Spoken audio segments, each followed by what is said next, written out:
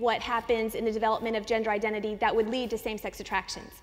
And I'm going to explain from a male perspective because it's a little bit easier to understand. The female development is a little bit more complex.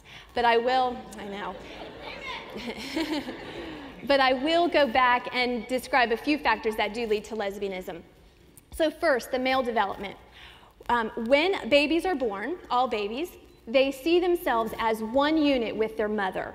So all babies just think that they are one with their mother. Well, eventually a baby is able to realize that he's not one with his mother, that he's a separate entity. Well, around the age of 1.5 or so, children are also beginning to differentiate the difference between genders. So little boys just starting to recognize girls are girls, boys are boys. I'm a boy, daddy's a boy, mommy's a girl. Well, around the age of 2.5, he now faces a challenge where he must be able to begin separating from his attachment that he has with his mother and attaching himself to his father. And so it is through the relationship that he begins to form with his father that he starts to develop a sense of gender identity. He starts to develop a sense of who he is as a male.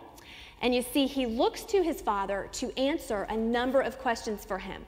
He needs a lot of questions answered. He wants to know, what are boys all about? How do they walk? How do they talk? How do they act? Who am I as a boy? Do I have what it takes? Do I measure up? Do you see value in me? And this is all happening at an unconscious level, certainly. It's going on between the ages of about 2.5 to 4, where he's making this break from the mother and he's attaching to the father and he's looking to the father to answer all of those questions. And so the father answers those questions by spending time with his son, by showing interest in his son, specifically showing interest in what his son is interested in. He also answers those questions by verbally affirming his son. I'm so proud of you, you're such a fine young man, you're so brave and strong, you're so special.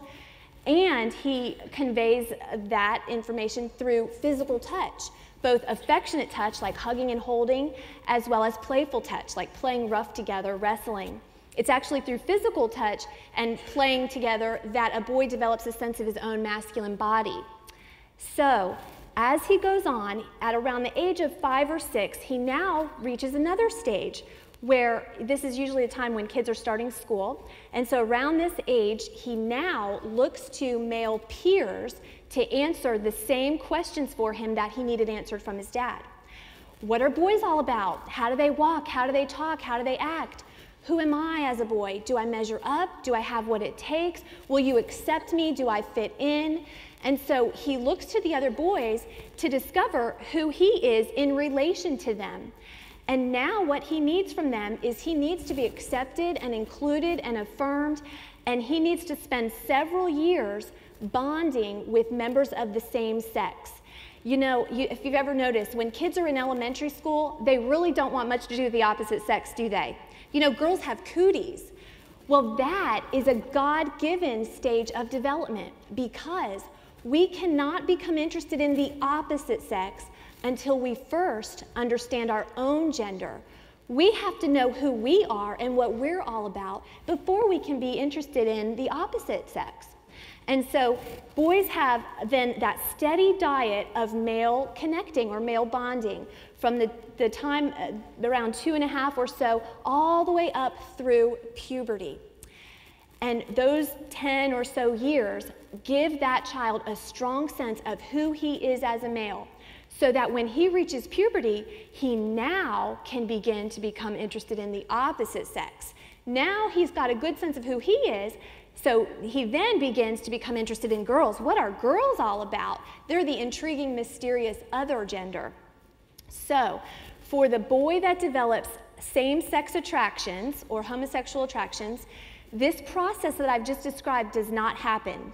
So let me go back and explain what happens in that process of development.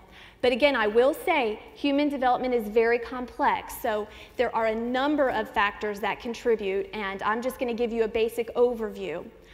Usually, for the boy who will develop same-sex attractions, around the age of 2.5 or so, there's something that prevents him from detaching from his mother and attaching himself to his father. Either he doesn't have a father, Now, let me say this. I certainly don't in any way want to imply that all boys who grow up without fathers are going to be gay. Clearly, we know that is not the case.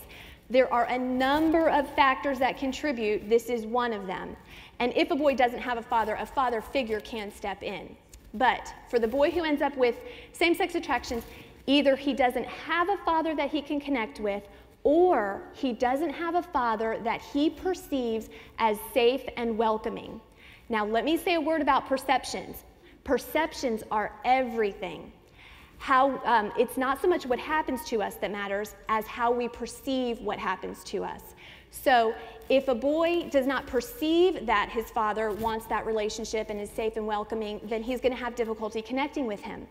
You know, the perceptions are influenced by our temperament. So let me just say a few words about that. An example of how temperament influences perceptions is that a child who's more sensitive is going to take things more personally than a child who's not as sensitive by nature. And so temperament affects how we see things that are happening to us. Usually the temperament of a child who will go on to have same-sex attractions is that he's sensitive, so he's taking things to heart that happen to him. He might be taking things personally, even if they're not meant personally.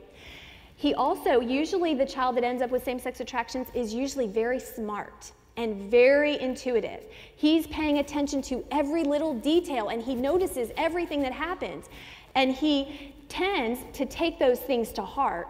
And so he also, another factor is, temperamental factor is sometimes they're more artistic than athletic. And so those are just some of the temperamental factors that go into it.